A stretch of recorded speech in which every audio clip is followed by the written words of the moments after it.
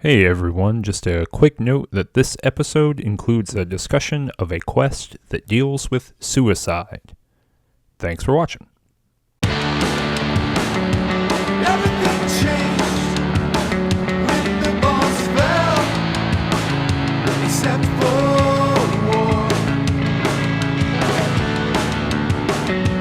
Flying away through the wasteland, won't you come along? Everybody fall out, fall out. Welcome back to Too Much Future, the show where we talk about the Fallout games. I don't know why I started like this. With me, as always, is Michael. Hello. I've been working on a thing. Okay. Been working on this thing where I watched the Stephen Sondheim Inside the Actor's Studio. Okay. By the way, here, look, I don't want to. Don't take this the wrong way. Okay. I'm gonna say something negative about both of us. Oh, You ready? okay. All right. Great. Sometime related. We're never gonna be as good at doing anything as James Lipton was at hosting Inside the Actor's Studio. Yeah, that's probably true. Hey, it's immaculate. It's a performance in and of itself. It's astonishing. Mm-hmm. I every time I'm watching James Lipton, old Jimmy Lips himself, I just think I'll never be as good at anything as this guy was at reading questions to celebrities. He's so good at it. He's irreverent, but also, close. But anyway, I was watching the Stephen Sondheim episode of Inside the Actor's Studio, which I would encourage people to do. It's pretty interesting. I don't care about Stephen Sondheim at all, or I didn't think I did. Mm-hmm. And then I watched it. I thought maybe I care about Stephen Sondheim. Opened your heart. I did. Well, I got a lot of. I have a lot of empathy for him because in the middle of talking, he'll just like put his whole arm on top of his head and start yanking on his arm. Where it's like clearly he's not thinking about his body at all, right? It's doing whatever it wants to do, and he's just talking while it's happening. And I think, yeah, that's me. I get that. That's me. I do that. I like that. But I was thinking, I was thinking about Sunday in the Park with George. And I was thinking about what could you do? Could you Weird Al that thing into being about Fallout? Tonka's finishing the suit. He's putting up the suit. Looking through the window. Finally putting on power Always grabbing armor. on the suit. Yeah, exactly. Yeah, he's doing it, right? Look, I made a suit. Anyway, that was a long preamble to that joke. Was that, you think that was worth it? I You think it was worth good. I'm walking all having a that good way? time. I'm imagining it. Okay. Yeah. Well, hey, speaking of good times, we played some Fallout 4. And we did a bunch of Brotherhood of Steel. Yeah, a whole bunch of Brotherhood of Steel. In fact, kind of the whole quest line up until a certain point. Yeah, basically. I mean, each of the factions, we've talked about this before, each of the factions in the Fallout 4-verse, which are the Minutemen, the Brotherhood of Steel, the Institute, and the Underground Railroad. Or just the railroad. Just the railroad. They didn't go with the underground this time. Yeah, but even though they are underground. But they each have like a break point, basically, where it's like, when is this ending available to you? Like you play through their quest line, at some point you make a choice that excludes other options. I think that's true for 3 of them. I think the Minutemen is always available to you, no matter what you do. I think you can always do the Minutemen ending. That's my understanding. But, I'm not going to let you get away with this, you dastardly devil, Michael. You're going to have to tell us what's happening in the plot so far. Okay, so...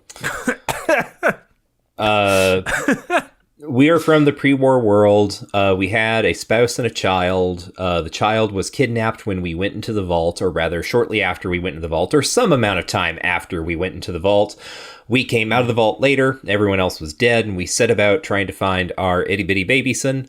And we eventually discovered him because in the post-apocalyptic wasteland, there is a shady manipulative organization called the Institute that is made up of a bunch of pre-war scientists who lived in some basements and tunnels and rebuilt, or rather like built an entirely new society that technologically, I guess, is unbroken with the pre-war world. And they kidnapped our son, our itty bitty baby son, Sean, because they needed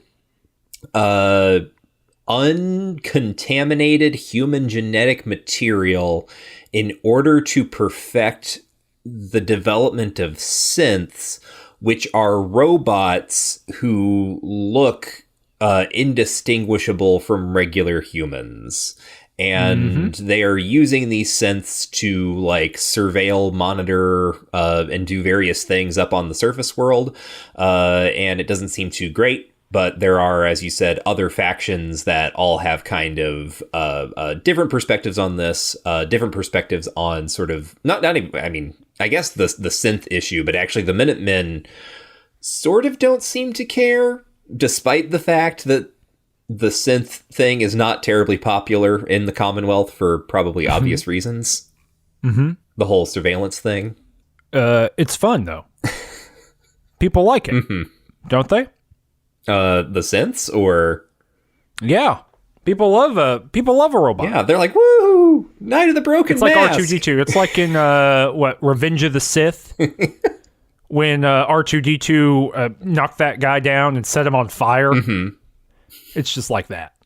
That would be great. If there were a mod that replaced synths with just like little R2 units, except like wearing like human wigs. And people are like, we can't tell the synths from regular humans. Just put a what do you call it? You put like a little wig on like a Mr. Handy. Yes. That would be good. That would be better. It would be better if all synths were like a Mr. Handy, but if they had like a wig on and a what do you call it? Like the Groucho Marx glasses on their face, and it was like, someone here is a robot. Now that's and no one leaves this room until we find out. You say this, and I can see like an earlier Fallout, like Black Isle would have done this, right? If Black Isle were writing this game, there would have been a town or something, a settlement you went to where there was a Mr. Handy dressed like that, and when you asked the Mr. Handy why he was dressed like that, he would be like, shh, I'm a synth. No one knows. I'm indistinguishable from other human beings. Right. At a genetic level, I'm undocumentable. And then you would talk to other people and they'd be like, yeah, we know. Yeah. but it's cool. Yeah, that would be how like Fallout 1 and 2 did that. And you know what? It'd be better. Yeah. People have this like fake nostalgia, as we've talked about, for what those games did and didn't do. But here's a place where it would be good. Because they would do that. Yeah. This would be the inheritor of the playing chess against the talking rad scorpion. Right. It's good. Okay, but in this episode, we did the Brotherhood of Steel quest. And they don't like synths. They hate them. We hate the scum of the earth. Hey, when did the Brotherhood of Steel become Warhammer 40K Space Marines? In the past, like 10 years between Fallout 3 and now, apparently. Yeah. I had the same thought. They are 100% just 40K dudes now. It's so... Well, to keep, in case you're just coming in for this episode for some reason, you haven't listened to the previous episodes of this season about Fallout 4, we met the Brotherhood of Steel much earlier with Paladin Dance, who was like, with a couple other people, and they were like a forward squad or something, right? Yeah. And they were checking out, the not the Capital Wasteland, the boss land. What's it called? The Commonwealth. The Commonwealth. And they were checking out the Commonwealth, blah, blah, blah. And then we did some quests, and we look up in the sky, and lo and behold, there's a big old Zeppelin coming through. Big old squeaky boy flying through the sky. And it's the Brotherhood of Steel, and they got their vertibirds and whatnot. Basically, they got the Enclave thing going on. Which is like, we got vertibirds, we got air superiority, we're big and strong and big. And we have avoided really engaging with them very much because we knew we were going to do a big chunk of the quests, and here we are. Now we're doing the quests. Yeah. We certainly did these quests. I have some ambivalent feelings about all of this. I just don't, maybe worth saying up top that I just don't understand what they're going for with the Brotherhood of Steel. I really am confused in a way that no other Fallout game has confused me, truly, about what the ideas are that are being presented to us, which sounds bonkers for me to say. I don't know how to interpret the very information that is in front of me, which is sometimes massively contradictory and sometimes so absurd, like ridiculous, naively absurd, that I think it must be commentary, because there's no way you could just say these things or just contradict yourself from moment to moment. And we'll talk about some of those going forward, but like the Brotherhood really sticks out in that way. Like discussion to discussion, character to character, what is occurring in front of me is reinterpreted, and I don't know what to do about it. I had so many really fascinating conversations with various NPCs in this quest line that I guess we can talk about them, but in general, because this is also like it folds out into like, I guess, a larger, like broader design observation or critique or commentary. Because this game is so dedicated to letting you play all of the factions simultaneously up until you reach the like choke point in whatever, quest line. And because of the way that the dialogue system has been redone with just like the 4 options, and they're just like, briefly described or whatever, but they're fully voice acted. This fascinating thing happened in this recording where I am constantly talking to people in the Brotherhood of Steel, and I am bad-mouthing them and like talking about how their faction is bad and it sucks and I don't want to be a part of it and they're wrong about everything. This is what I am saying constantly. And their response every single time is some form of like, oh, that's like, you're going to change your mind. Here's a promotion.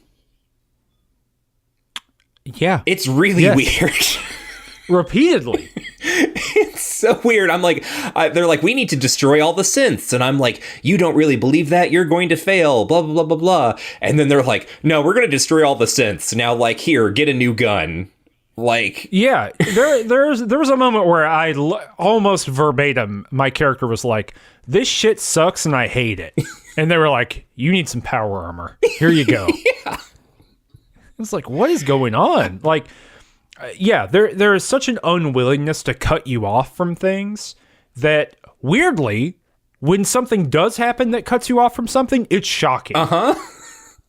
Like, to the point where, I mean, we'll talk about it at the end. But, like, let's just talk about this quest as we go through. So, the quests that we did up to this point were Call to Arms, which was where we took Paladin Dance to Arc Jet systems and all that stuff. And that's when we saw the Pridwin, which is the big airship. And now we did Semper Invicta was the first one I believe that we did for this episode, which is basically joining the Brotherhood of Steel and helping out Paladin Dance and his bros. Yeah. Well, sort of in my case. My game had a fun detour here. What'd you do? So Dan's and his friends, who are Reese and Halen, they're hanging out at the Cambridge police station, and that's where we met them. We like fought off some ghouls with them however long ago, and they're still camped out there. And Halen and Reese are both kind of... Hey, can I pitch you something really quick? Sure thing. You know, Smoking in the Boys' Room? Yes. The song, Smoking in the Boys' Room. That one? Hanging in the Ghouls' Room. Well, that would make Reese really unhappy because he gives me a quest called Cleansing the Commonwealth, where I have to go up the street to like Harvard Square and just kill every single ghoul I see above ground and also in the T station below, because nothing seems fun like cleansing a thing. Over in Mages and Murder Dads, we often encounter fantasy races. That's like a big type of dude. In the fantasy games we play over on that show. Science fiction racist here. Yeah. And it's an additional like fun thing here for me is that Nick Valentine is still my companion. He's with me this entire time. Yeah, same. And people are constantly being like, science fiction racist against him. Yes. Like, and there are enough response barks from him. mm-hmm. And he'll be like, what's the one? It's like, the one that I kept hearing was someone, when you walk by a Brotherhood of Steel person, they go, robots shouldn't have free will. And he goes, well, maybe you should have thought of that before you gave up yours. Yes. You human robot, you know what I mean? Yeah. Implying that, because they joined the Brotherhood, they got the strict code, blah, blah, blah. Right. That's not equivalent. Those are not the same thing.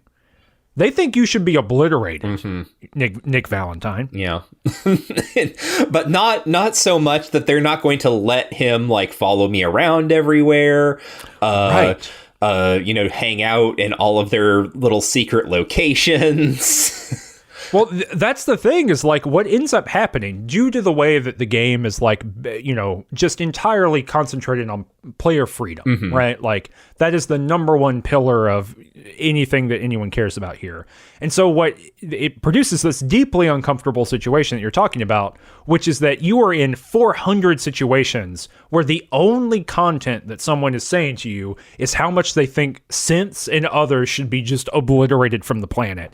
And he just stands there quietly, this like fully fleshed out dude who is like very interesting and normal. And so it turns into the lone survivor, whatever we are, right? Drags their friend around through a bunch of places that are racist against him. Yep. It sucks. It's bad. It's bad vibes. Yeah. So I cleanse Harvard Square for Reese. I go back. I also talk to Halen, and she has a quest called Quarter Mastery where she wants me to like scrounge up some rare or pre-war technology or something. And these are both Radiant quests, which are, I appreciate, I think, like the idea behind these Radiant quests of like having a thing that you can do and it's sort of like randomized in terms of location. Well, the location that she gives me for Quarter Mastery, she's like, I need you to go get some, I don't know, some, technobabble thing. Here, I've marked it on your map. And I look at my map and it's all the way up in the northeastern corner. Just as far away as you can possibly be. In fact, it's like slightly outside of the boundaries of the little square of the map, like the glowing sea is. And I'm like, oh, Jesus Christ. So I go up there and I get killed a million times because there's like a whole, like, I guess there's level scaling in this game. So like there's all these raiders running around now and they're pretty tough. And then there's all these super mutants. And I feel like I'm kind of also heading into an area that is specifically reserved for like later game stuff, but like this is where the thing has sent me. So eventually I get up there. I'm up even like past the North Shore or whatever, and I'm like walking up this beach. It becomes very seasidey. And I eventually get to like a little dock, and there's a house there, and I can hear someone talking, and I go in, and there are these people, they're like talking on a ham radio or something, and suddenly this entire other quest starts. It's this guy and this woman, and they're like talking on the ham radio, like trying to contact their daughter, and the couple are I don't know, Japanese American, if that's a thing you can still be here in the post-nuclear wasteland. They're called the Nakanos, and they have well, you can be American. Yeah. So presumably you can be anything hyphenate American. I guess so, yeah. And they have a problem, which is that they have a daughter, Kasumi, who has like run away. She was talking to someone over this ham radio and she ran off. And I'm like, okay, is this related to the Radiant Quest? Or did I just happen to like stumble into this? And then Nick like starts talking to them like he knows them. They're like, Nick, thank God you're here. And he's just like, yes, I came as fast as I could, blah, blah, blah, blah. And I'm like, what? Huh? But so they he gets a job from them, which is to like track down their missing daughter, which is like, I don't know, maybe 70% of what Nick has told us about his past so far is like finding missing daughters. This is like all he does. But I'm like, oh, okay, I think this is just some other quest that I stumbled into. So then I like go out onto the dock and I'm trying to figure out, like, there's supposed to be some old pre-war technology here I'm supposed to get. Where is it? This doesn't seem right. And it's like marked a speedboat that's sitting on the dock, and I go over and I like hop into the speedboat, and there's like nothing there, and the speedboat is also marked as a door, and I'm like, did this like did this glitch? So I have to like pause the game, and then I look it up, and it turns out that this is a portal to some DLC, and Halen has given me a quest that will only be resolvable when I unlock that DLC. Like the thing that like the Radiant Quest AI has placed the quest objective in a DLC area. So I can't finish that. Whatever. I go back to the police station, and I'm like, I hope I can continue without doing more of these Radiant quests. And luckily I can, because Dan's is like, hey, you saw that big old ship in the sky? It's called the Pridwin. Like, let's go look at it. And I do the thing that I said that I did earlier, where I'm like, I don't want to. That sounds like it would suck. And he's like, come along. You're part of the team now. Yeah, you. Is this when you get to ride a vertibird and nothing happens? Yes. I'm really disappointed in this too, because I spent like a good deal of the trip like firing the minigun up into the vertibird's engine, which has no effect, even though you can point it right at it. Cowardice. I also tried to shoot up the Pridwin when we came by. You can't do anything to that. Well, I thought for sure, and this is what would happen in 99% of other video games. It would be like, we're flying by the super mutant tower they hold. Let's take it out on the way. That would happen in Saints Row, right? You know what I mean? It'd be like, let's take it out on the way by. And then you would do a little like, they're firing at you from the top of a little office block or whatever. And then you got to like shoot in the windows and whatnot, Like you would assume that would happen. Nope. It's just like a very slow ride in a little baby's helicopter. Yeah, they even tell you to like keep an eye out for things that you can fire on, but to make sure you don't hit things that are like, don't cause panic or like don't hit friendly settlements or something. It's like, I'm not seeing anything. There's nothing. I saw nothing. My draw distance is all the way up.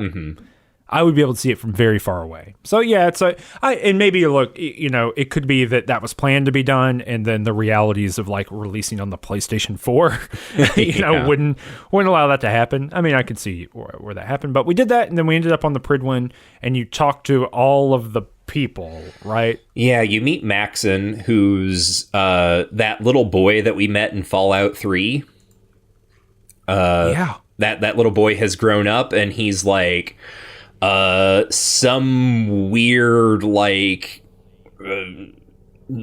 he's got like the fascist undercut is all I can say. Like he's got that like alt-right haircut that was all the rage there in the latter half 2015 to 2020 something. It's like a gravestone. It's a fascist undercut hairstyle 2015 2020 question mark. Yeah. And they're like one hair sticks out of the ground. Dun, dun. Yeah. Well, so what do you think is up here? I guess is what I'm asking. So this is what I was thinking about when I said earlier that I have some like ambivalent feelings or experiences here, because on the one hand, I think some of the most potentially interesting stuff vis-a-vis like Fallout broadly conceptually is happening here. And then on the other hand, I feel like it's also poorly conveyed and developed, that it's unclear if maybe I'm like catching depth or like the potential for depth where there was never going to be any to begin with, or like everything about this game feels sparse. This is also relevant to like the Radiant Quest stuff, where like locations are just kind of places that you go to pick up an item that you need for a quest, and there's never any information there. There's never like really anything interesting going on terminals anymore. And yeah, they're Skyrim dungeons. Yeah, right, exactly. And the Pridwin is a really interesting illustration of this, because like you get stuff from looking at the terminals here, but it's also all kind of mid. It's like you meet the doctor and you can like look at the doctor's log and see people who've been injured, and you like see a notice for someone who lost their legs, I think like below the knee, and that's important because you meet her later, and that's another kind of interesting thing that happens here.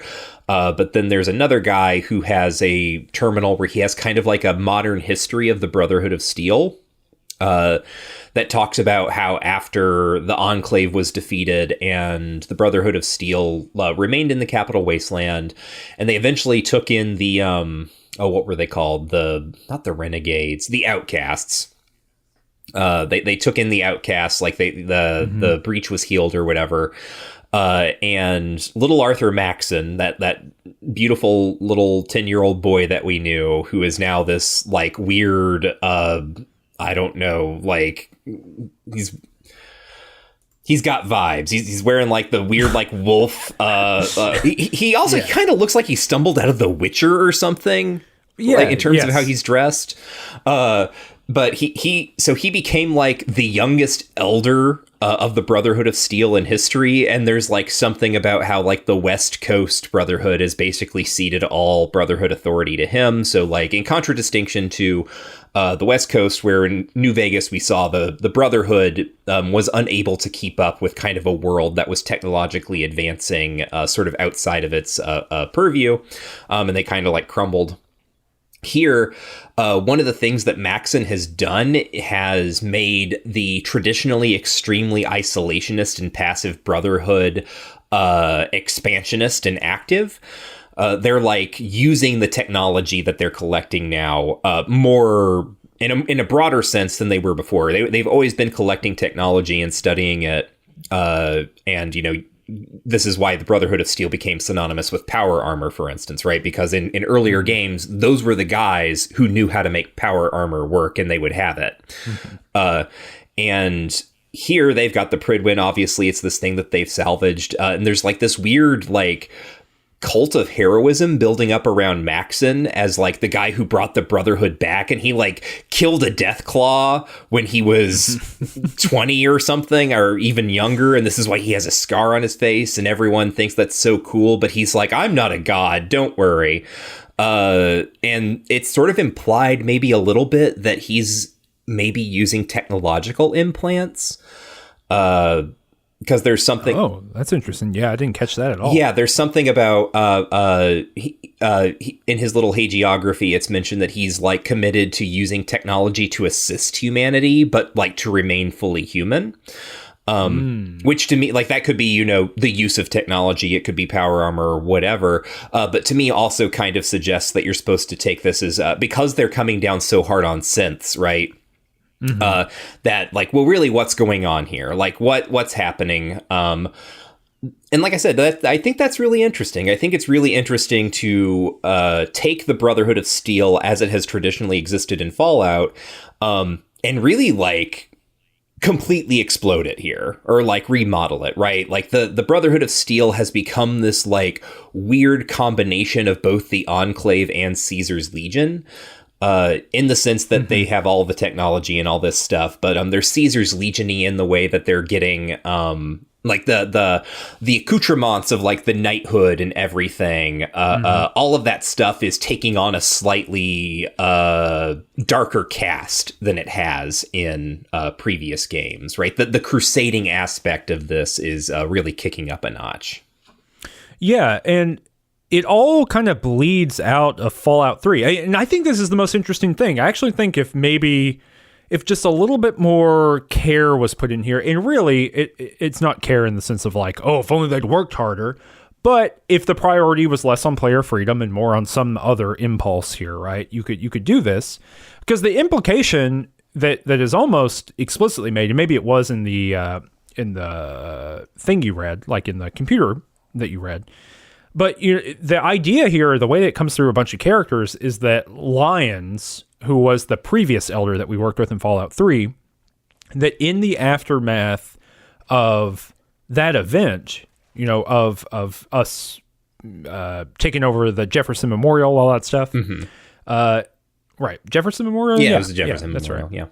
Yeah. Doing all that, right, that the the Brotherhood became essentially like a caretaker organization, because we get someone during these quest lines explicitly defends Maxon to Tonk by saying, well, look, the Brotherhood used to be about charity, and now we are about doing a thing that like matters, which is like keeping humans human and getting rid of the Institute. It really seems like, there's this narrative of, right-wing imperialist revenge, right? Like we are seen as being weak. We are seen as being caretakers. We are not active in the world. And then Maxon comes along and does that, and does so in this because their stuff is paladins, knights, whatever, right? He's the last Maxon. He's and the Maxons are the people who founded the Brotherhood of Steel, right? Whatever, hundreds of years ago. So, the Maxons might be the only consistent through line narrative through all of these games. Yeah. Literally, actually. In terms of like playing out one narrative thread pretty consistently. And so that's all fascinating to me. Like, and there's room there to tell a really interesting story about like where that is, and is there a true Brotherhood, right? That's not these two things, that's not imperialist warmongering or whatever they were before, right? Which is like retreating from responsibility from the world. Is there some other way to do that? And is there a way of like, holding the ideals of the Brotherhood up against the reality of the Brotherhood to do something better with it? And maybe so, like maybe, I don't know. I didn't research the end of this quest line.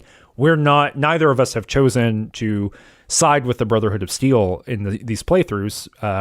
So I don't know, maybe at the end of the episode I'll read and I'll tell us. But I agreed. I think this is like the most interesting stuff, but also what I was talking about before of like, I just don't know if this is all in there on purpose, right? Like, or is this just like stuff where the gaps are so big that you can read anything you want into it? Right. Relevant to my comment about like the implants and everything, one of my feelings when I read that is that it's like, it is so like what I said about the implants is such a my interpretation move based on the very ambiguous things that are said in that hagiography and like sort of the ways that you're clearly supposed to take the Brotherhood self-reporting with a bit of irony to it. I was thinking this is a thing for you to argue with other people on Discord about, or in forums or wherever, like the valid arguments are happening right now, right? It's like, this is where you go in and go into the thread and you start talking about, well, actually, this faction is better, or they're not as bad as you think, or they're much worse than you think, because, and then you present some sort of interpretation of these little bits and pieces of evidence that the game doesn't really elaborate on. Yeah, which is frustrating.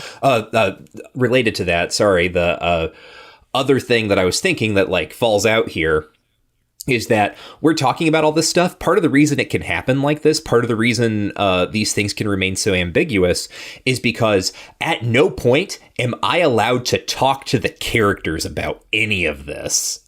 Right? In a previous Fallout game, I would have been able to work through a dialogue tree with Maxon where I could have been like, hey, like, I've heard rumors that you have implants or something or other, right? Like, there would have been ways for me to like respond to information that I've picked up, or to have like longer conversations about who these characters are and what their factions or what their sort of like ideals are and so on. It would have been a perception check, right? Or a like a science skill thing, right? Like, hey, I see some wires in your nose. You know what I mean? Like that would be the bumper for it. Right, right. Yeah. And because of the way the dialogue system here works, none of that happens. Like it's all just me saying sassy things and Maxon being like, you are insulting me at every opportunity, but damn, Dan's thinks that you're such a good soldier that I have to like keep giving you missions. Right. Well, we talked to that guy. He tells us to go talk to a bunch of other people. Yeah.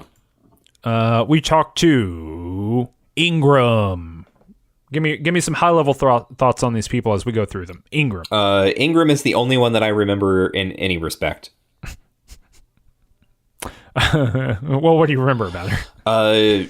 I remember her because she is the one who lost her legs and now uses the like exo suit of her power armor to get around, like as a sort of vehicle. And you can sort of talk to her about this, and that's sort of interesting. Yeah, you can be extremely rude about it. Yes, you can. You can be extremely rude. Well, it's also, there's such an interesting thing going on with her, though, because it's like a great idea, right? Like conceptually, hey, wouldn't it be interesting if we had a woman whose legs had been, she lost her legs in an accident, but she can still get around in power armor because the way that power armor works. Oh, that's interesting. Yeah. Like that's fascinating. It's a way of bringing this kind of science fiction world in conversation with like real human issues. I don't think anything like this has ever been in a Fallout game, so that's pretty good. But then they were like, oh, fuck. A piece of power armor, or, we won't be able to see her severed legs. If we have normal power armor, we'll just make her wear a frame where no one else wears just the frame by itself. So you'll be able to see her severed legs. Yeah. Like it's such a good idea, like conceptually, right? The idea of representing people who have had an accident or need assistive devices or whatever. That's great, cool. But then the absolute clunk at which it is done is like like you had to highlight it, right? Like it had to be her defining trait. And then she's written as one of the as one of those characters who's like, you can pry into it all you want, right? But also she hates when you're doing it, right? So Yeah. It's I don't know, an interesting maneuver there. We got Tegan. Don't remember which one this is. He's Mustache Man. He's the guy who he's the quartermaster. Okay, he's the one who runs the little shop. Who explains corporate capitalism to you. Yes. Because you can be like, hey, because he's like, hey, I'll sell you stuff. And you could be like, the Brotherhood of Steel is a military. You sell stuff to your own troops? And he goes, well. Everyone has to contribute so you can bring things here, like technology, to trade with me, and I'll give you money, and you can use that money to buy stuff. And so it's like the again, kind of a clunky clonk of a clinking clonker of idea, Yeah. We got Proctor Quinlan. Is he the doctor?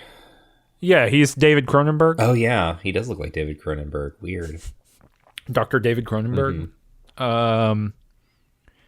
It's such a good opportunity to give the Brotherhood a mad scientist. And they don't do it. Yeah, part of the reason I have such a hard time remembering any of these characters is that, like, they don't matter. They don't have any character to them. They're just like, there's almost, we haven't said these words in a while, right? But there's almost something like Gygaxian happening here. Of how regular these people are. Right. It's just like, yeah, like they got a dude who does this, and they got a dude who does that, and they got a woman who does this. And like, they're just those people. Nothing kooky about them, nothing distinctive. They just got jobs. Oh, wait, did you say he was the doctor? If he's not the doctor, then he's like the weird tech officer or whatever. Yeah, he's the scribe. Yes, Sorry, okay. he's not the doctor. So he's the one who's got like all the Macs and stuff on his terminal.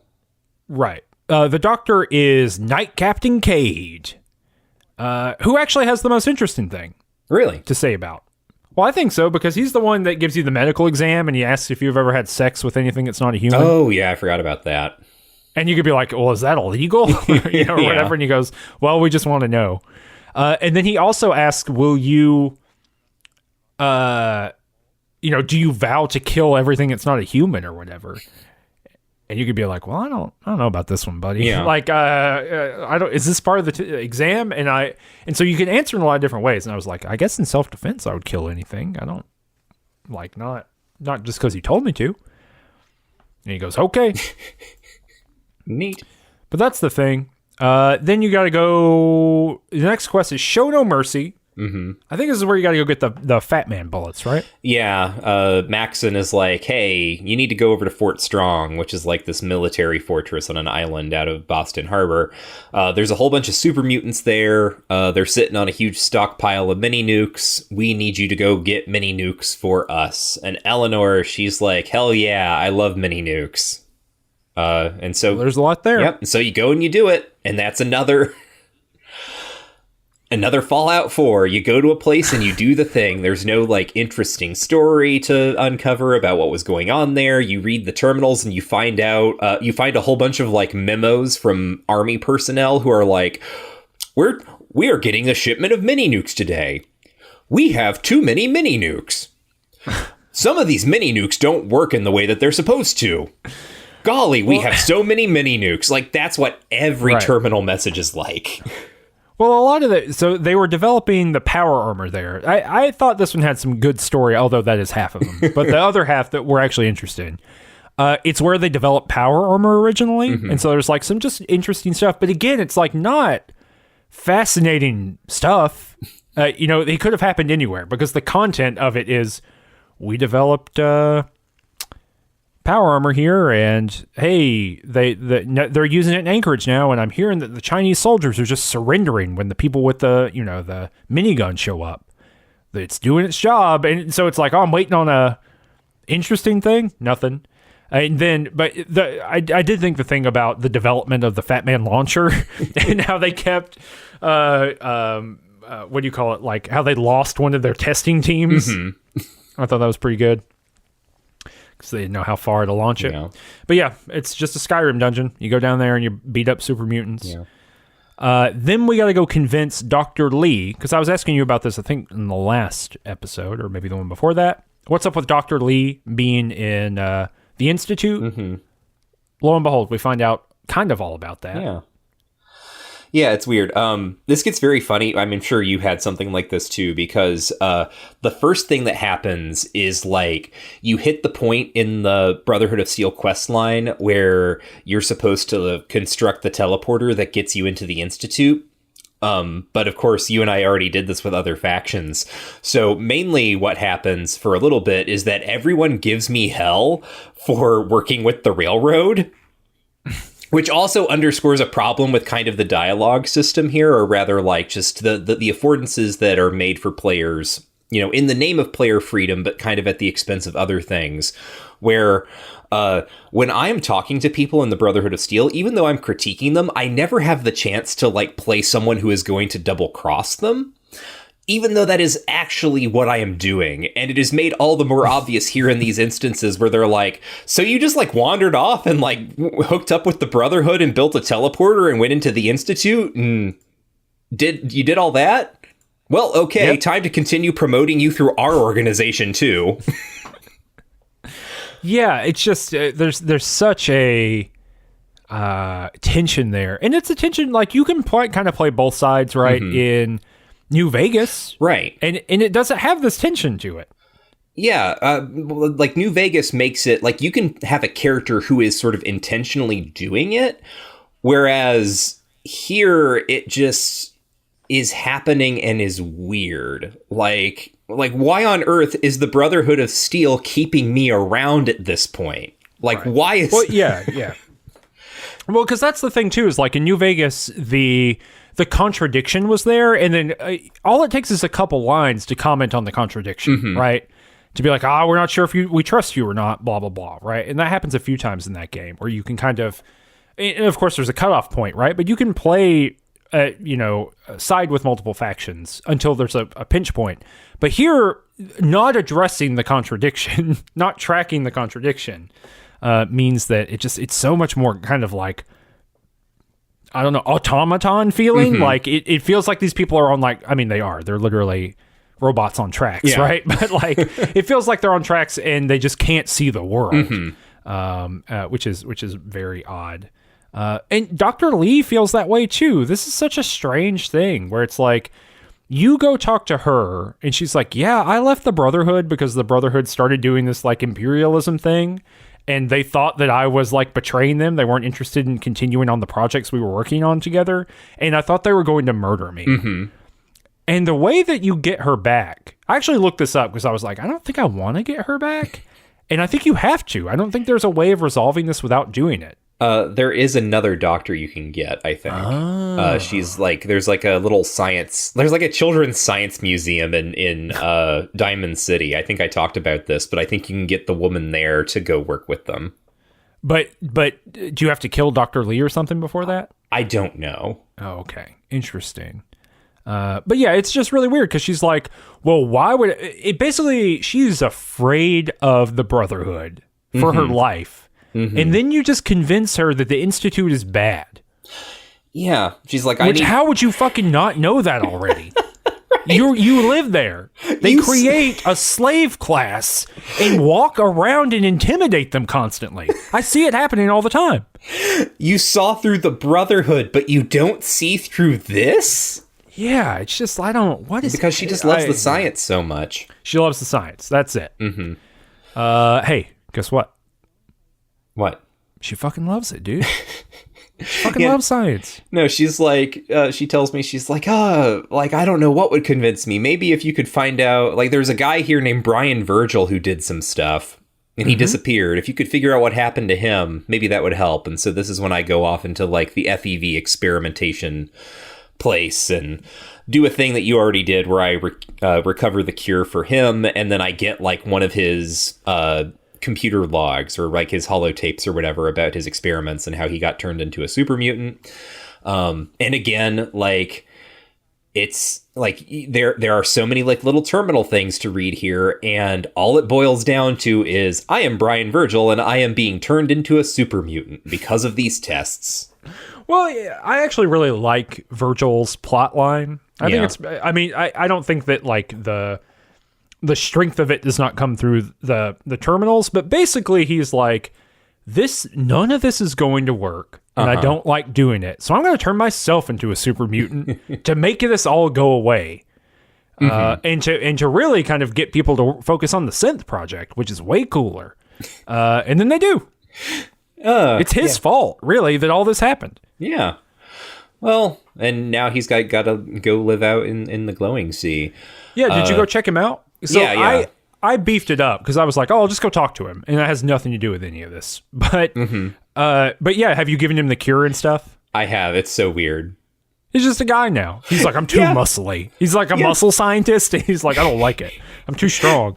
You just like give it to him and then you wait 3 days and then he just like comes walking down the hallway and he just looks completely normal and he's like wearing a full immaculate Institute scientist outfit because I guess, he packed a spare. Yeah, of course. Yeah. But yeah, I like that you could talk to him. He's like, I'm too strong. He's like, I retain too much muscle mass. But now I have experiments to do. And it's like, buddy, you can't leave here. If you go outside, you'll melt. Yeah. There's a death claw that lives out there that I've never killed. I just run away from it every time I go same. And it lives right outside your door. So I hope you like living in this cave, I guess. I thought I'd be able to like send him to Sanctuary Hills. Oh, yeah, that would be good. Which is where I've sent Paladin Dance. He lives there. Oh, okay. Or at least did for a while. But here's a question for you. Why did we need to get Dr. Lee? They don't tell you this yet, I think, if I'm remembering this right. They're just like, we just need her for like some sort of project. And it's like, okay, whatever. Yeah, I don't remember, actually. Yeah, and I think she's kind of like sketchy about it too, right? She's like, why would they want me back? Right. So we do get her back. You like have her listen to the holotape or whatever. And she's like, my God, the Institute is bad. Well, bye. So she boops on over back to the airport. And when you head over, you get sent to talk to Proctor Ingram. And it's either like maybe just before we get Dr. Lee or right after that we are told by Proctor Ingram, we are rebuilding Liberty Prime. And we need Madison Lee for that. You like that big old robot? No, I don't. You don't like that big old robot? Well, so this is what I thought about. This is what I thought was so interesting. And again, this is all between the lines, right? None of this is here. Literally putting any of this into the game would have been good for me. Yeah. What if little bitty Maxon when he's a kid. He grows up in this isolationist, techno cult. And he sees what the Brotherhood could do with a little bit of know-how in a big old robot. And that, because it has to be, that's a formative moment. He's like 10 years old. Right. It's a formative moment for him, right? Seeing Liberty Prime like go toe-to-toe against the Enclave and see the Brotherhood of Steel do something really powerful and cool. Right? Using their like evil big robot. Right. And now he wants to be the big evil robot. Right. And like that's really good because that folds in with some of my sense about like the way that Maxon is like shifting the ideology of the Brotherhood, like taking advantage of like the weird like techno chivalry stuff. Because there's something like a little self-critical there from Bethesda, right? We talked about that in Fallout 3, how like Bethesda is so adept at writing in a fantasy mode that at least in that game felt a little odd in the Fallout continuity.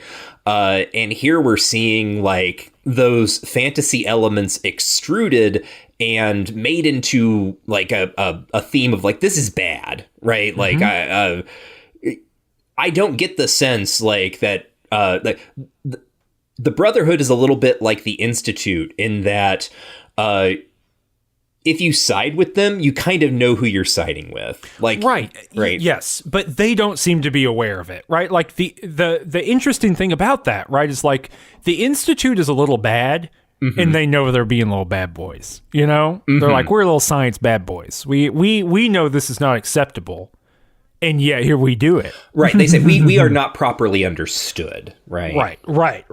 And if only you were a synth, you would understand us, right?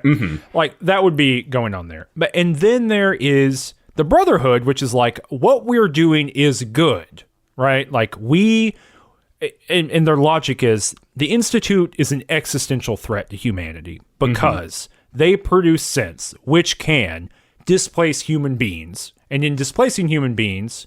And multiple people say this in the game, the synth threat is equivalent to the nuclear annihilation when the bombs fell. It's the same. And so that's interesting, right? Okay, cool. Like I'm on board, right? Like every antagonist is a protagonist of their own story. But if only this were a video podcast, you'd be able to see all the things I'm doing, or at least if it had video of us recording it. Me spinning around in my chair. Right. Me waggling my arms around like Stephen Sondheim. But where it falls down is to defeat the existential threat, we're going to get the robot that throws nuclear weapons at people. You know what I mean? It's like so on face a contradiction that is silly. You know what I mean? Like it's a silly contradiction. And it is one that could be navigated just by addressing it, right? Like the contradiction could be maneuvered in a way. But because they are so unwilling to, Bethesda for some reason is so unwilling to like have characters reflect on themselves. Yes. Like they seem to like, it's like when they look in the mirror and there's no one there. You know what I mean? They just have zero like depth to them, which is really frustrating because some characters do, right? Like Nick Valentine does. I went and saw Mama Murphy and gave Mama Murphy some drugs, and Nick Valentine got mad about it. Oh, wow. Like, that's interesting, right? Like, that is a little procedural thing that went on, and I was like, huh. Yeah. He likes justice, and he hates when I give the old woman drugs. What's up with that, right? Yeah. No, Nick actually told me something cool, too. I got, like, his personal quest, I think, when I went up on the Pridwen. Oh. Yeah. He like told me, he was like, more of my memories from the pre-war era are coming back, right? My cop memories. And I know that there was a criminal back then, a crime boss who I was tracking and I never caught him. And I think he's still around. I think he had a plan to turn himself into a ghoul. Let's track him down. Here are the 10 places on the map where the clues might be. And then I was like, okay, F that for the time being. I'm not going to check these 10 places and find out which one randomly spawned the clue, but thank you for the input, Nick. Yeah, well, that's a lot of places. 5 places I accept. 10's, that's a lot of places. But, there's just all this kind of like, some characters get the benefit of it, but like, factions need that. like to really land, for me at least, right? Like, what makes the NCR in New Vegas so interesting is that, right? Like, they think they're a good solution. They understand that they have issues, and there's like multiple contradicting opinions within that, right? Same thing with the Legion too, right? Like, weirdly enough, Caesar is less of a true believer in the Legion than some of the other characters are, which makes it really good, Right. and like interesting for that. So yeah, it's the lack of reflection, and then the because there's no reflection there, it's really difficult to tell where it's like Bethesda naively running into something that is so silly and contradictory that it bewilders, right? Or that it's on purpose, right? Like, Maxon is saying this other group is an existential threat. They're actually the problem, right? Like, they are just as bad. This is all a smokescreen. And maybe that gets addressed later on in the parts of the quest we didn't do. I mean, I'm open to the fact that I don't have full information here, because you got to do a lot of stuff for Liberty Prime.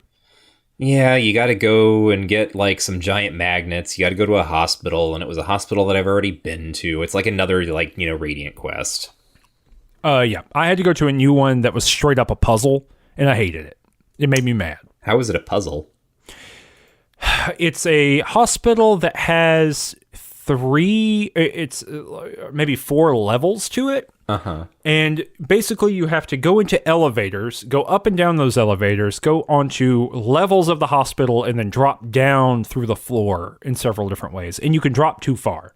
And so it just became this like 3D puzzle of like, all right, have I been here before? This is the same ruined corridor I've seen over here. All right, here's an elevator. Does it take me to the right level? Yeah, it was just annoying. So yeah, I went and I did that, and then they were like, okay, great, now you got to build a thing. So then I built like some stuff so they can start rebuilding Liberty Prime, and they need Lee for this. This is another thing that I forgot. Ingram, who's spearheading this whole project, she is talking with Lee, and she keeps calling her the designer of Liberty Prime. And Lee is like, yes, that's right. I am the designer of Liberty Prime. This is so weird because she is absolutely not. Like, Liberty Prime was a piece of pre-war tech that they found, and like Lee was a part of getting it running, but it was because like Liberty Prime was unfinished and they needed like to figure out how to power it or something. I don't remember specifically what this was, but it's so weird that they just keep calling her the designer of Liberty Prime. Yeah. Flying it around. Didn't we fly it somewhere? Wasn't that the case? Oh gosh, yeah, no, because that's how it got taken out by an orbital strike. Let me see here. Liberty Prime Vertibird. Oh, we can fight the Vertibirds. I just remember, or maybe it was on like a platform that moved out of the ground. Was that the case? Yeah, it was like underneath the Pentagon. Yeah. Okay. Good. And so yeah, we did that. Did you do the thing out in the not in the glow? That's from the other one. In the, what's it called? The nuclear sea. zone. The glowing sea. I don't know why I couldn't come up with that. Yeah, so after you build those armatures, they're like, all right, now Liberty Prime needs nuclear missiles. We should have thought of that. Go into the glowing sea where there's a nuclear stockpile. Oh boy, I get to go back into the glowing sea. So I do that. You go down through. This could have been an interesting kind of place because it's a nuclear facility that was being armed at the time that the war started, and you like find like the skeletons of all the scientists and stuff, which is kind of interesting, except then you just continue going through. There's like nothing to read on the terminals or whatever. I like the pyramid structure of it, that it was like deep underground and it had been blown, like clearly one of the nuclear weapons targeted it, but it didn't blow it up. I thought that was cool. It looks cool. Yeah, you like come up out of the like nuclear fog or whatever, however you want to describe it, and it's like it looks so strange and alien. Did Nick Valentine say anything to you when you saw it? Oh God, he did say something, but I don't remember what it was now. He said something like, "I can't believe the Pharaohs set up shop out here." Oh yeah, no, it is. Yeah, it's something like that. Yeah. It's such a weird. Anyway, what a delightful man. And then eventually I got to the bottom of everything, and I find a couple of bodies of what are they called? Not the Brotherhood of the Atom. Children of the Atom. Yeah, Children of the Atom. Find a couple of those bodies, and I'm like, that's interesting. And then I come through into kind of what is obviously the final room, and wouldn't you know it, there's a guy there who's like a child of the Atom named Brother Henry, and he's like, I'm guarding Adam's light here, or what have you. And basically, I have a conversation with him, and this is like the first conversation I think I've had in this entire game where I felt like a Fallout style like speech maneuvery conversation was happening, where he doesn't want to let you through because he sees himself as guarding Adam. And eventually I talked with him, and I mentioned, I gestured to my ideas about this earlier, and I was so glad to let the game kind of live the fantasy a little bit here, where I was like, oh yeah, no, I definitely am a servant of Adam. Like, I'm here to get these things out and make sure that Adam's light spreads far and wide. Please let me through. And he went along with me. Yeah, that's the bullshit of the persuasion system here, right? Just because I don't have points in it. Like, it just sucks because it's like, yeah, I think that. Like, I'm sure. I think the Children of Atom are great. I think they should be their own faction. We've already talked about this. I think we should let the nuclear weapons go and let everyone do whatever they want with them. And I can say that, and it pissed him off so bad he tried to kill me. Yeah. And so I smashed him to death. So how did that work? Like, because I still can't quite understand what's going on with the persuasion system in this game. There are times where, like, I see an option that is highlighted as a persuasion option, and I have no idea, no earthly idea what I am persuading the person to do or say or what. Like, I don't even understand why it's a persuasion option. This is the problem with the little abbreviated way that the dialogue trees work. But it's just like, why did that work for me and not for you? Because I don't have points. I guess. Okay.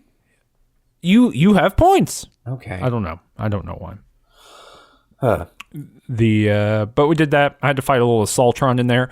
By the way, I'm wearing power armor. Because I had to get out to the glowing sea, whatever it is. Yeah. People keep asking. Many people ask, why aren't we playing the game with power armor? And I will succinctly say, that's not what I think is interesting about Fallout. The interesting thing about the Fallout franchise, the many games I've played so far in the franchise, is not driving a little tank around. That's just not. Just straight up. I like to be a big beefy boy who swing a hammer good. And not a machine. Yeah. Also, wearing power armor the whole time fucks up every conversation because you sound like this the whole time. Or you gotta take the hat off, and I don't want to do that. If I'm in power armor, I want to protect my face. Right. Yeah, I mean, same. Like, one of the things that this playthrough in particular, and this is related to what I said about Brotherhood of Steel, where they've kind of, like, really fundamentally changed what the Brotherhood of Steel is in just, like, the broadest possible, like, sense for the Fallout franchise. This game has kind of, like, Ship of Theseus, like, the Fallout signifiers, such that it has almost produced a sort of new type of game that is not really what is associated with, like, older Fallout stuff, right? And we're seeing, I think in this game especially, the ways that the design of this game, or like the design of these games going forward, is peeling away from like the play styles that you and I settled upon way back at the beginning. Because, like, basically, like, Fallout was known for having game design that accommodated a range of desired play styles. In sort of line with kind of RPGs or computer RPGs of that time, but like, being someone who is more violent or stronger or larger versus being someone who is smaller, more charismatic, talkier, sneakier, whatever. And so we kind of like chose play styles to, see to get the kind of divergence of that experience in those early games. And here we are, and that's not really like, that's not the scope of possibility for what you're doing with a character anymore. Like, that is a logic that doesn't make sense for what Fallout 4 is asking you to do and the things that it's asking you to think about when you're putting your points and your skills and everything. Like, that's just not how this game is asking you to play it sometimes. And the problem is, as you said, that's not really... Like, what I like about Fallout is being like a zippy little person with a little handgun and like being able to talk my way out of problems. Yeah, it's fun. Yeah. The most important thing, the most important reason to reject power armor is that it obscures my Grogneck the Barbarian costume that I'm wearing, that I found. Oh. Where did you find that? In a comic book store. Oh, awesome. Mm-hmm. I think I accidentally, there's clearly some quest with the Silver Shroud going on that I'm not in, but I did pick up that costume. But Grogneck the Barbarian's there too. And so it's like pretty good. Like, it like it boosts a bunch of stats. Smashing people with my, my super sledge. It's good. It's good stuff. Nice. Well, where'd you end up here? You went and got the nukes. You went and found them. You marked them for the people. What'd you do then? So I go back to the airport, and Maxon is like, I need to see you immediately. Or rather, I think Proctor tells me that Maxon wants to see me. So I go up to the airship, and he's like, were you planning on telling me this sometime? And I'm like, what the heck are you talking about? And he's like, don't you know, Dan's is a synth. And I'm like, my God, he's a synth. And he explains, like, yeah, we found out some stuff about, like, synths that have been released into the Commonwealth because I'd given them some information from the Institute. And we, like, did our process of elimination. And it turns out at some point, Paladin Dance got replaced with a synth. And Maxon assumes that you knew about this. And you can just be like, no, I didn't. Right. But again, it also, with everything else going on, raises all these questions of, like, I am a person who has walked up to you and said to your face that you are wrong and that your quest is hopeless and that it's not going to work. And then you found out you had a traitor in your ranks. And the traitor, by the way, right, is the guy who brought me into the picture to begin with. And now you're coming to me about him being a traitor. Yeah, because you're above him now or some shit. Yeah. I don't know. It's weird. It leads into it like, you got to go kill him. Yeah. And this is another kind of moment where it feels like old style Fallout comes back a little bit in the sense that, well, I'll get into it. You're a Blade Runner, Eleanor. We need that Blade Running spirit. Yeah, sort of. Halen shows up and she's like, oh my gosh, like, I don't believe this. Like, basically, she doesn't want you to kill Dan's, which is what Maxon wants, absolutely. And she's like, I'll tell you where to find him. Like, try to find a way to resolve this peacefully. And she tells you about a sort of like agreed upon rendezvous spot that they had set up earlier in kind of their expeditions into the Commonwealth.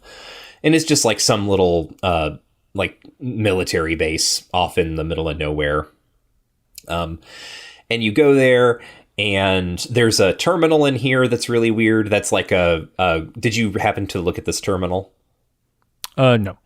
It is a great illustration of, like, what is going on with the terminals in the way that I've been complaining about. So you hack this terminal, you get the little logs on it that are pre-war logs. There was a guy stationed here, and there's like 3 logs, maybe 4.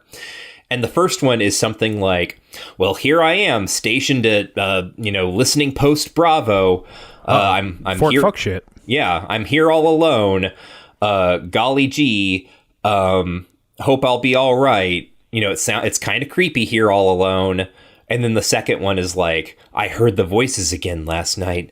They're coming in through the vents, blah, blah, blah, blah. Like, oh no, he's starting to lose it. And then the third one is like, I went and had my medical evaluation. It turns out that I was just having, like, mild psychosis because I was so lonely, and I was also so bored because I didn't have anything to do.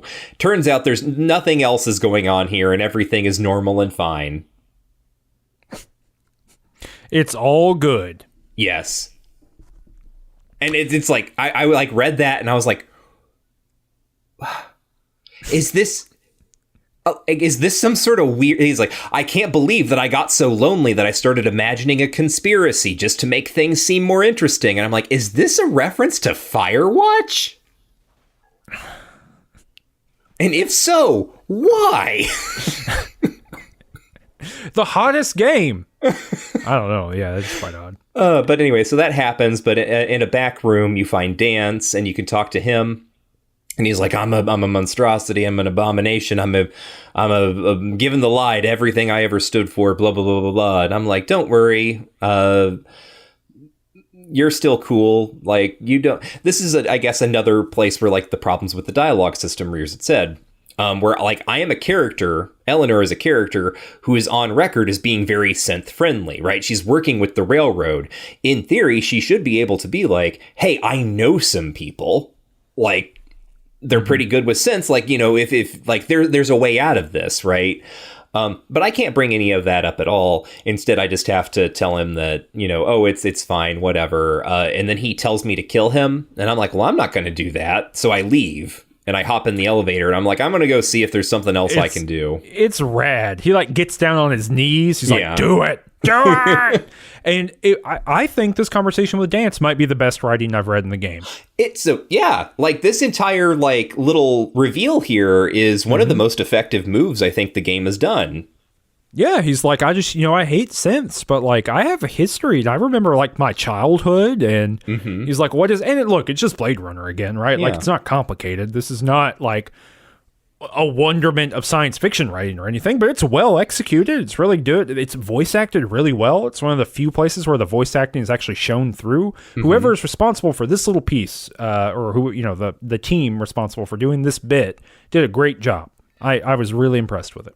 Yeah, it's really good, and it works because it's Dance, even though he's not a character that I had a particularly strong attachment to. Like the fact that he was this dude that I met who introduced me to the whole interaction has like weight to it and stakes, simply because of that. Like it's a very effective little move, and it's obliterated immediately.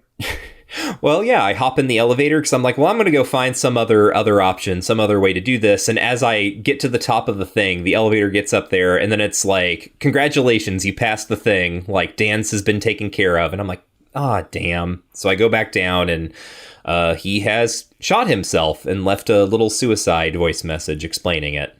So let me tell you this. Was Nick Valentine with you? He was. Nick Valentine blamed me for it. Really? And I got negative reputation. I got a Nick Valentine hated that. When I did the right thing, I walked away. I was like, I'm not killing you, Dance. Yeah. It's not on me. And it was like Nick Valentine got mad that guy died outside of your control. Yeah. I think I must have gotten that too, but it didn't make an impression on me. Well, it made me mad. Yeah. Because I'm trying to grind a rep with Nick Valentine. Mm-hmm.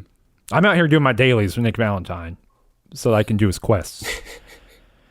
But so we get that, and then we go back and we tell them that, and they say, congratulations, you get his job now. Yep. Maxon's like, you're a paladin now. I'm a paladin. How's it feel? And then the immediately after that, what happened to you? It's the silliest thing. Yeah, and then he's like, okay, your next quest is like whatever. And I'm like, okay, cool, I'll go see what that quest is. And it's this guy named Captain Kells, who's like the first guy you talk to when you hit the Pridwin. And he's like, we've become aware of a new threat, or like a threat in the Commonwealth that needs our attention. It's called the Railroad. They're a synth-friendly organization, and we need to destroy them all. And throughout the conversation, I'm like, no, I don't think that's right. I don't think I should do that, et cetera, et cetera. Like, making it very clear that like I'm not on board with like eliminating the railroad. And then the little quest intro ends, and it forces me to accept the quest, and I immediately fail all the railroad quests. Even though I never agreed to do any of the quests, like, it opts me in, and there is no actual, like, way to say no in the intro to the quest. Just by hearing the intro to the quest, you are, like, hostile to the railroad and locked out of him. Well, it's actually really funny, because with Kells, he says, all right, are you ready to do this? And there's a yes-no option. Uh-huh. And if you choose no, he says, all right, but you need to hear this mission briefing really quickly. And and just by briefing you, it makes you fail. Mm-hmm. It's such a, what an annoying bait and switch. But yeah, but we're not siding, or you're not siding with the Brotherhood, certainly at this point. And so that's as far as we played. Yeah, well, I that became another doomed timeline. I reloaded to earlier than that because I was like, are you kidding me? Just like hearing the mission, like... Yeah, it does. It ruins your life. Well, what is your final vibes on the Brotherhood of Steel? It was the best of times and it was the worst of times.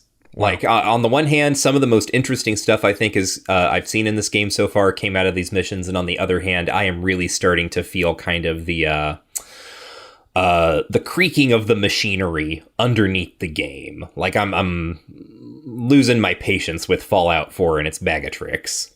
Mm-hmm. Yeah, I think I'm kind of there. I thought maybe I would get like a bunch of cool suit stuff. I'm doing it because people keep asking, hey, why not the power armor? So I'm wearing the power armor a little bit. Maybe I gotta like look up where to get some cool stuff for it. You know, some sort of shoulder mounted launcher. Oh. You know, something like that. That seems fun. But yeah, I'm in a similar boat. It's weird what surfaces as like notable and what gets kind of written out or kind of overridden, you know? And maybe that'll be more coherent toward the end, you know, when things start kind of running into one another. But I don't know. I guess I'm curious about how that goes. Yeah. Yeah, I'm not going to do power armor stuff. I'm going to see how long I can go if I can get to the end of this game without really interfacing with the power armor at all, just out of perversity of will. And we'll see how that works out for me. Well, you can go to patreon.com/rangetouch to listen to this as a podcast if you would like to do that rather than watching it here on YouTube, although you're welcome to do that. If you're watching it on YouTube, hit the subscription button, hit the subscribe button, I guess, and hit the like button. Both of those things are helpful. They help us keep the show going, all that kind of stuff. We'll be back in 2 weeks with another episode. We're probably doing some side quests, I bet, right? Yeah, probably. I think maybe in Fallout 4, because there's such a diversity of stuff to do, maybe we'll do just a thing where we like don't do the same side quests. So we can cover a little bit more ground and talk about a little bit more stuff. Because I've picked up a bunch of random ones, and I bet you have too. Yeah, I have. Cool. All right. Well, we'll probably do some side quests, and we'll be back in 2 weeks with that. All right. Until then, war never changes, but Fallout sure does.